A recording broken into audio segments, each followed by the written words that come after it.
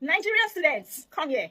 Have you heard of the new increase in tuition fees? Now, you have only 3 options. I know you would like option 3 because that is the soft life option. Option 1, take student loan. In Nigeria, where first-class graduates are driving Okada and hawking pure water. What if you are not lucky enough to get a good job after 2 years of graduation? Jail will be staring you in the face. God forbid bad thing. Option 2, don't take student loan and stress the hell out of yourself, your parents, and everyone around you, and still shop sakpa as breakfast, lunch, and dinner.